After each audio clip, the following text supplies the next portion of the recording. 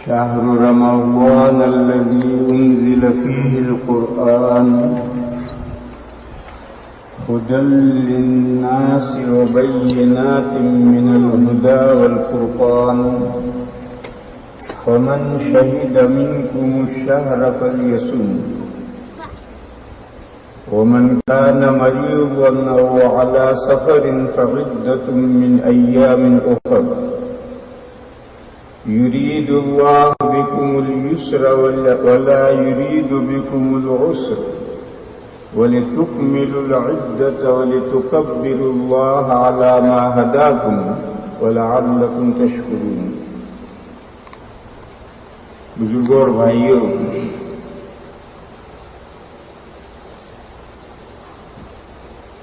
ایک روایت ہے نبی پاک صلی اللہ تعالی علیہ وسلم کی خدمت میں صحابہ کرام نے ایک بات عرض کی.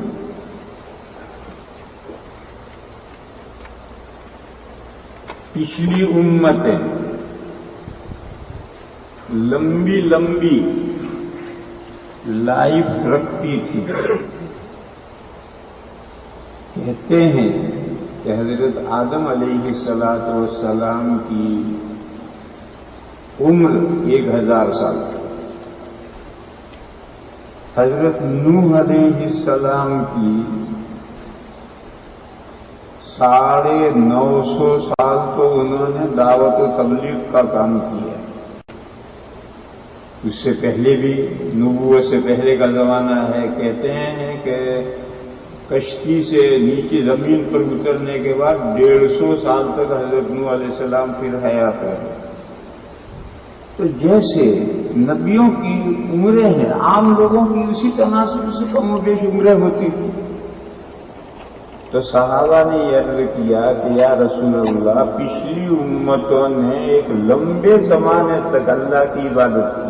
کسی نے 1000 سال، کسی نے 800 سال، کسی نے 12 سال، کسی نے 900 سال، کسی نے 700 سال. اور حضور کی امت کا ایوریج 70 اور 60 کے بیچ میں. تو ہم ان امتوں سے بہت پیچھے رہ جائیں گے. وہ تو ہم سے بہت آگے نکل گئی، پر ہمیں تو عمل کرنے کا زمانہ تھوڑا سا ہی ملا. تو ہم ان امتوں کے برابر آخر میں کیسے ہو سکتے؟ ہم تو بہت پیچھے رہ جائیں گے. اس بات کے جواب میں اللہ پاک جل شانہ و عم نوالہ نے سال میں مختلف سیزن نازل کیے اس امت کے لیے. پہلی امتوں کے لیے یہ سیزن نہیں تھے. سیزن یعنی عبادتوں کے سیزن، تجارت کے، بزنس کے سیزن نہیں. جیسے کاروبار کے بھی سیزن ہوتے ہیں، یہ عبادت کے سیزن نازل کیے. آپ جانتے ہیں کہ روزمرہ کے کاروبار میں اور سیزن میں جو کاروبار ہوتا ہے اس میں فرق پڑ جاتا ہے. اسی طریقے سے روزمرہ کی عبادتوں میں اور خاص سیزن میں جو عبادتیں کی جائیں گی ان میں فرق پڑ جائے گا. مختلف سیزن سال بھر میں اللہ تعالیٰ نے نازل کی. ہم لوگ اپنی موٹی زبان میں کہا کرتے ہیں بڑے دن بڑی راتیں. یہ عوامی زبان ہے. دن تو سب برابر ہی ہوتے ہیں 12 گھنٹے کے، راتیں بھی سب برابر ہوتی ہیں 12 گھنٹے کے. لیکن ہماری اصطلاح میں کہتے ہیں کہ بھئی یہ بڑے دن اور بڑی راتیں. یہ جو بڑے دن اور بڑی راتیں جن کو کہتے ہیں یہ عبادتوں کے سیزن ہیں. ان سیزنوں میں سے ایک سیزن وہ ماہ مبارک آ رہا ہے 2-3 دن کے بعد، جس کو رمضان شریف ہم کہتے ہیں. یہ عبادت کا ایک سیزن آ رہا ہے. اور صرف سیزن ہی نہیں، یہ سیزن در سیزن، یعنی ایک سیزن کے اندر دوسرا سیزن بھی، اور وہ اس سے بھی زیادہ اہمیت رکھنے والا ہے. وہ سیزن ہے شب قدر. ایک ویلیویبل رات آ رہی ہے شب قدر، قدر کے معنی ویلیویبل، ایک ویلیویبل رات آ رہی ہے جو رمضان میں ہے، رمضان سے باہر نہیں، پہلی تاریخ سے لے کر 29 یا 30 تاریخ تک، 29 اور 30 راتوں میں سے ایک رات ڈیفینیٹلی شب قدر ہے، ویلیویبل رات، مگر وہ متعین نہیں کی۔ جو شخص رمضان کی ساری راتوں کو عبادت میں مشغول رکھے گا، یہاں ہمارے اندر ایک غلط فہمی ہے، وہ غلط فہمی یہ ہے کہ بعض راتیں جاگنی راتیں ہیں، پوری رات جاگو، یہ غلط ہے، پوری رات نہیں جاگنا، صرف پوری رات جاگو گے تو اگلی دن کیا کاروبار کرو گے، دنیا کے دھندے کیسے کرو گے؟ لہذا ہر رات میں جتنی اللہ توفیق دے اتنی عبادتیں کرو، پوری رات جاگنا مطلوب نہیں ہے۔ بس اگر کوئی بندہ رمضان کی یہ 29 یا 30 راتوں کو ضائع نہ کرے، ہر رات میں کچھ نہ کچھ عبادت کرے، تو وہ یقیناً شب قدر کو پالے گا۔ اور رمضان تو برکت والا مہینہ تھا ہی، اس مہینے کے اندر ایک رات اللہ نے اور دوسری سیزن دے دیا، تو سیزن در سیزن ہے، ڈبل سیزن ہے۔ اب جو مہینہ شروع ہونے جا رہا ہے یہ ڈبل سیزن ہے، اور ڈبل نہیں، ٹریپل سیزن ہے۔ اس مہینے میں قرآن کریم زیادہ سے زیادہ پڑھنا ہے۔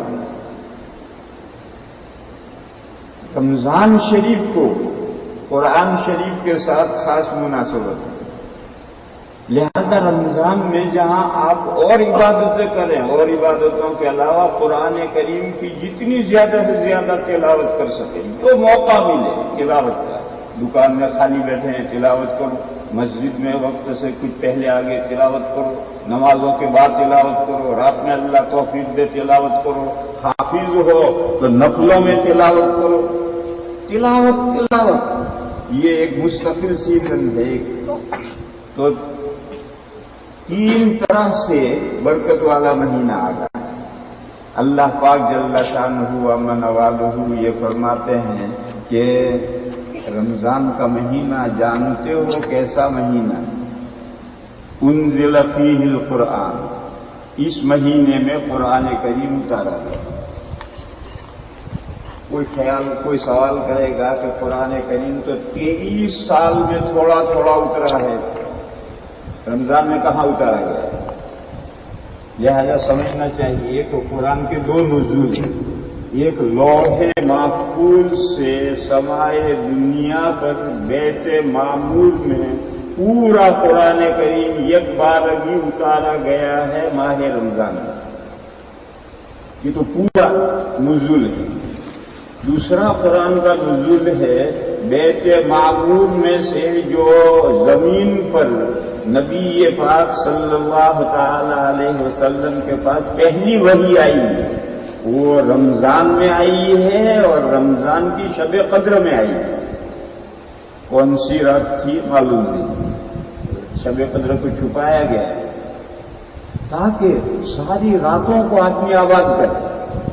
شب قدر کو چھپانے میں حکمت یہ ہے کہ تمام راتوں کو آدمی زندہ کرے اور تمام راتوں میں عبادت کرے۔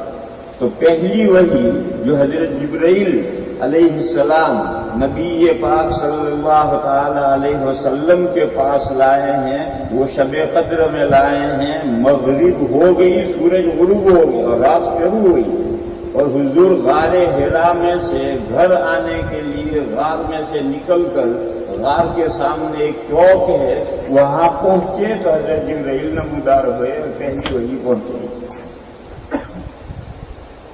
تو زمین پر قرآن کا نزول شروع ہو شب قدر، اور سارا قرآن لوح محفوظ سے بیت معمور میں رمضان میں کی شب قدر میں اتارا گیا۔ تو اللہ تعالیٰ فرماتے ہیں کہ رمضان کا مہینہ وہ مہینہ ہے جس میں قرآن کریم اتارا گیا۔ ایک بات، اگلی بات پوشیدہ چھوڑ دی گئی ہے، سمجھ لو۔ اللہ کی تمام کتابوں میں قرآن کریم اللہ کا کلام ہے. اللہ کی بے شمار صفتیں ہیں. کسی صفت کا پے کرے محسوس نظر آنے والی صورت، پے کرے محسوس نظر آنے والی صورت نہیں، لیکن اللہ کی جو صفت کلام ہے وہ کلام اللہ کا یہ موجود ہے. یہ جو قرآن پاک رکھا ہوا یہ اللہ کا کلام ہے، اللہ کی صفت ہے جو پے کرے محسوس بن کر آئی ہے. اور جو درجہ اور مقام اللہ کا ہے وہی درجہ اور مقام اللہ کے کلام ہے. اللہ کی صفات کا بھی وہی درجہ ہے.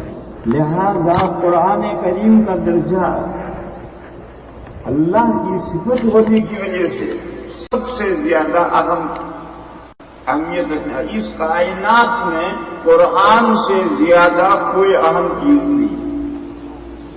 رمضان کے مہینے میں قرآن اتارا گیا اور قرآن سب سے زیادہ اس کائنات میں قابل احترام چیز ہے. بس اس رمضان میں قرآن کریم کی زیادہ سے زیادہ تلاوت ہونی ہے. رمضان میں جو تراویح رکھی گئی ہے اور تراویح میں جو قرآن کریم کا سننا مسنون کیا گیا ہے وہ اسی وجہ سے کیا گیا.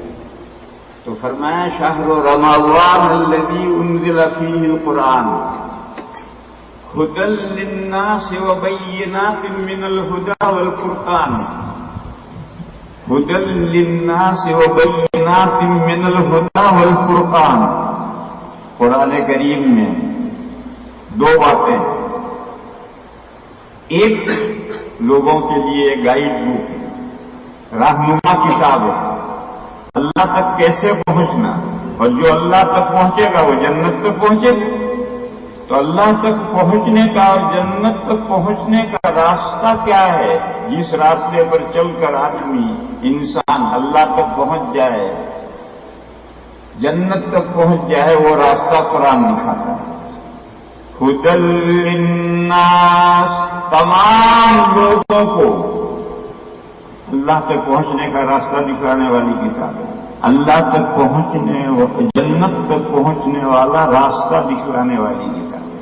جو بندے قرآن کے بتائے ہوئے راستے پر چلیں گے وہی اللہ تک پہنچیں گے، اور جو دوسرے راستے پر چلیں گے وہ اللہ تک نہیں پہنچیں گے، وہ جہنم کے کھڈے میں پہنچیں گے.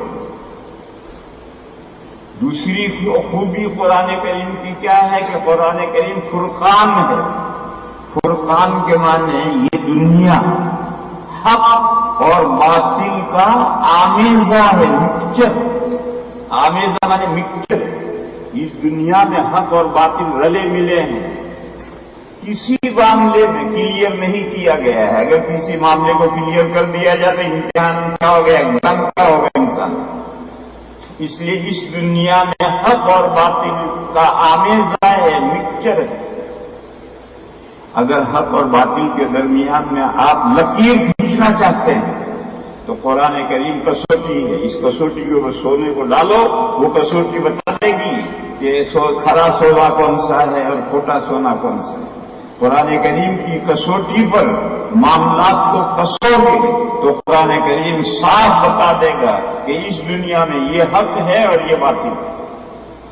قرآن کریم کے علاوہ کوئی اور طریقہ نہیں ہے کہ ہم دنیا میں جو اختلافات پائے جاتے ہیں ان اختلافات میں حق اور باطل کا فیصلہ کر سکیں. ایسی کوئی دوسری کسوٹی نہیں.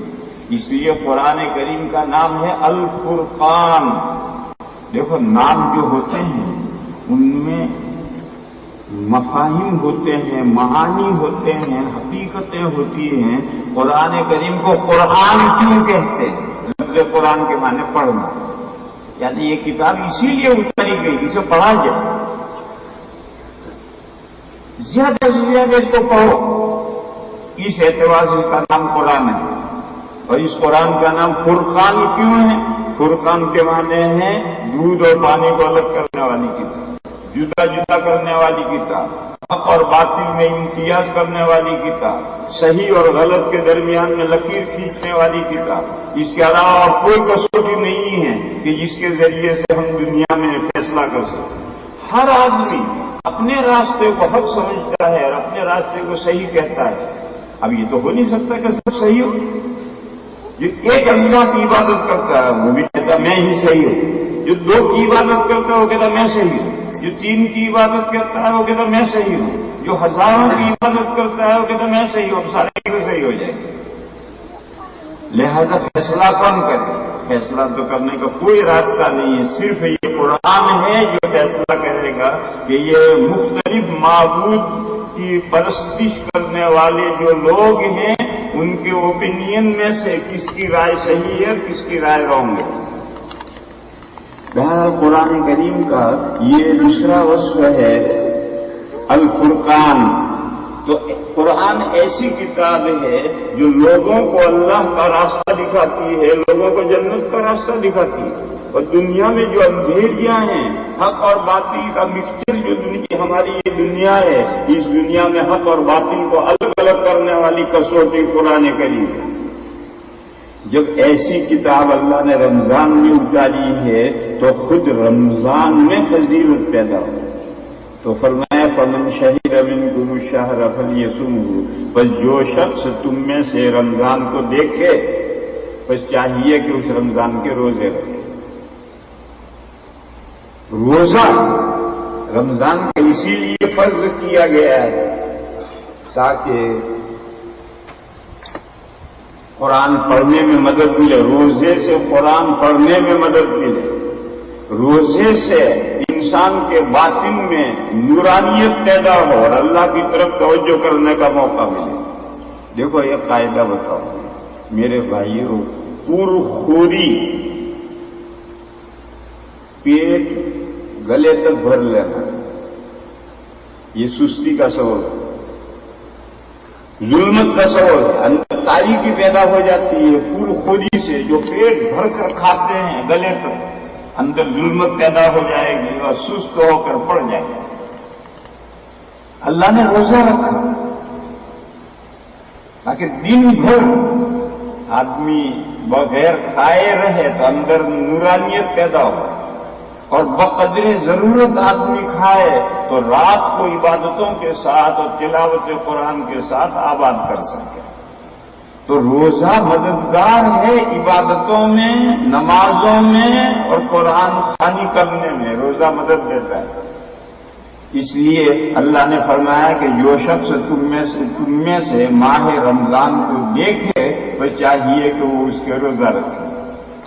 بہرحال یہ قیمتی مہینہ 1-2 دن کے بعد شروع ہو رہا ہے. کتنے ہی بندے تھے جو پچھلے رمضان میں موجود تھے, آج نہیں. ہم بھی اگلے رمضان میں ہوں گے یا نہیں ہوں گے اللہ جانے.